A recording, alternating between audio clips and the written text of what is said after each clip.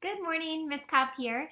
I decided that in honor of Earth Day, which is coming up in just 2 days, I believe, which is a day that we should really be thinking about and celebrating and appreciating our Earth, I wanted to pick a book called Compost Stew to read to you.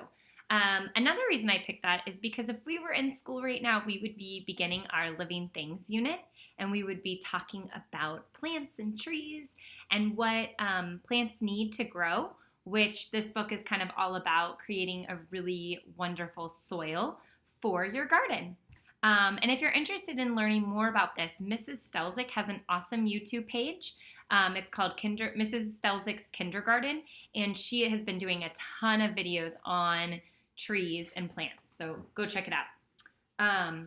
This story, though, is written by Mary McKenna Seidels, and it's illustrated by Ashley Wolf, and it's called Compost Stew, and it's an A to Z recipe for the earth. And when we talk about the earth, in this book, we're using earth as another word for soil or for dirt. And this book is really cool because the illustrations incorporate collage. So it looks like there's like some texture going on in the pictures. So go ahead and try to notice that when we're looking at it. Environmental chefs, here's a recipe for you to fix from scratch to mix a batch of compost stew. Ingredients: apple cores, bananas bruised, coffee grounds with filters used, dirt clods crumbled, eggshells crushed, fruit pulp left behind, all mushed. These are all things you can use to put into a compost and then add it to your garden eventually. Grass clippings, hair snippings, and an insect or two. So all of these things that you would typically think of as trash can be used to create better soil for a garden. Just add to the pot and let it all rot into compost stew.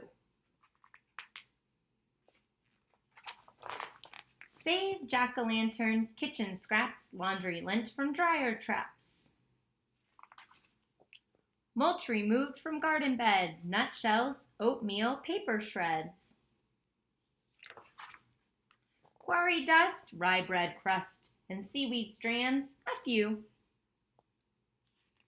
One big thing to know about compost is you want a lot of variety, so you don't want too much of one thing.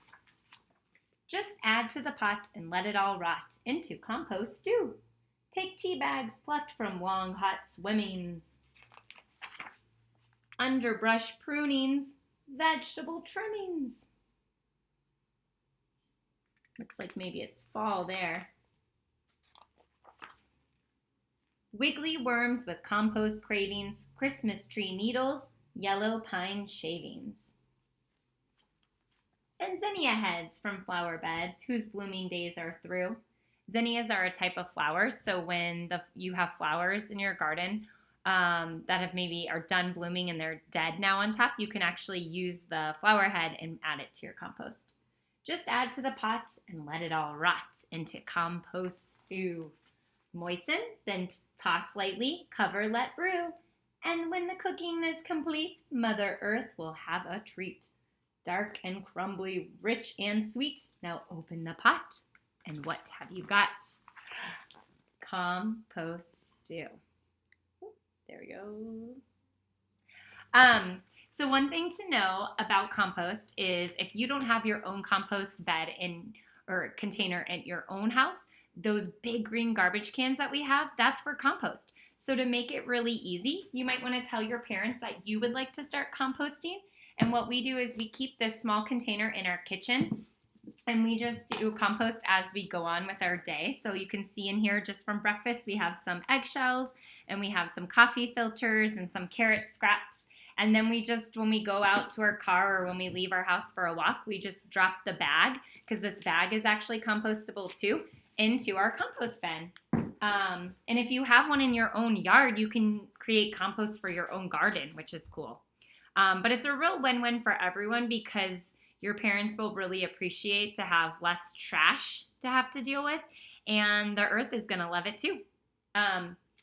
One thing to know, though, is no meat and no dairy. So that means like no cheese or milk products and no fish or leftover meat or bones can go in there. just things that are from the earth, primarily. Another activity that I thought might be fun is to make your own nature stew. So Lucy did this yesterday, and she took a big bowl from our kitchen and a couple utensils like spoons and measuring cups, and she just added things she could find from the backyard. So a lot of leaves and rocks and flowers and herbs, and she added it to water in a bowl, and she stirred it around, and we let it sit there, and she made a nature soup. So that might be something fun to do, especially today, because you could get some mud with all the rain. So have fun. Let's think of ways we can celebrate Mother Earth on Earth Day. Let me know if you come up with some good ones. Thanks.